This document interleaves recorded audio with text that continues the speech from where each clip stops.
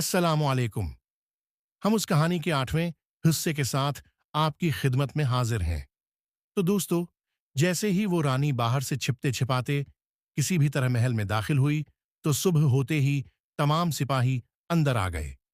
सिपाहियों ने अंदर आकर देखा तो ये दोनों वहां बैठे हुए थे।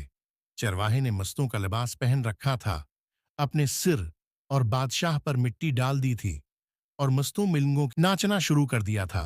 इन दोनों को गिरफ्तार करके सीधा रानी की कीनीज की तरफ ले जाया गया। वहां बादशाह ने कीनीज से पूछा, क्या यही वो दो शख्स हैं? जैसे ही उसने पहचानने की कोशिश की तो बादशाह को पहचान लिया और कहा, हाँ, मैं पहचान सकती हूं।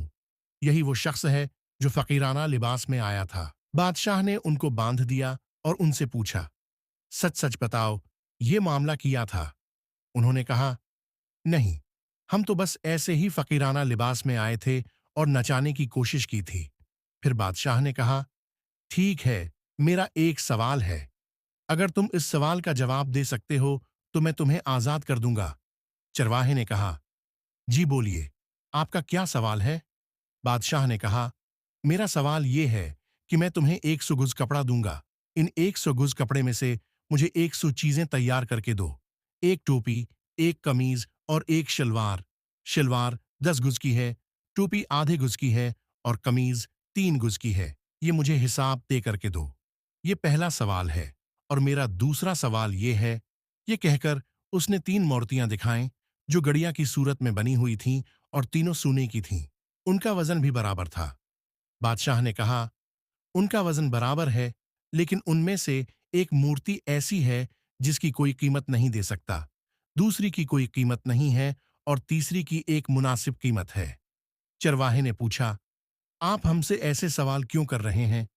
बादशाह ने बताया, मुझे एक और बादशाह ने यह चीलिंग दिया है कि मेरे इन 2 सवालों का जवाब दो और अगर जवाब नहीं दे सकते तो मुझसे जंग करो। क्योंकि वो बादशाह किसी भी बहाने से मुझसे जंग करना चाहता है। मैंने सुना था कि ऐसे शख्स आए थे जो अक्लमंद हैं।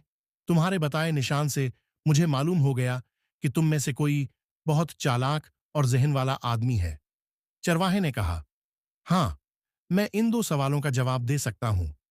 क्या फिर आप हमें आजाद कर देंगे? बादशाह ने कहा, हाँ, हम तुम्हें आजाद कर देंगे।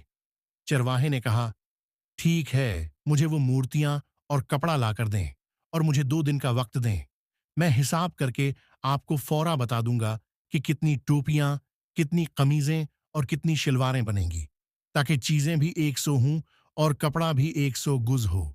मूर्तियां पर भी मैं निशानी लगाकर बता दूंगा कि कौन सी मूर्ति की क्या कीमत है। बादशाह ने कहा, उस बात का क्या सबूत है कि तुम भाग नहीं जाओगे और मेरे कपड़ों और मूर्तियों का हिसाब किताब सही सलामत मुझे दोगे? उसने जवाब दिया, नहीं बादशाह सलामत, मैं भागूंगा नहीं। बादशाह ने कहा, नहीं, ऐसा नहीं होगा। तुम दोनों में से एक शख्स मेरे पास रहेगा और मेरी कैद में रहेगा। अगर तुमने मेरे सवालों के सही जवाब दिए तो मैं तुम दोनों को रहा कर दूंगा, लेकिन अगर जवाब सही न मिले तो जो शख्स मेरी कैद में होगा मैं उसकी गर्दन उड़ा दूंगा।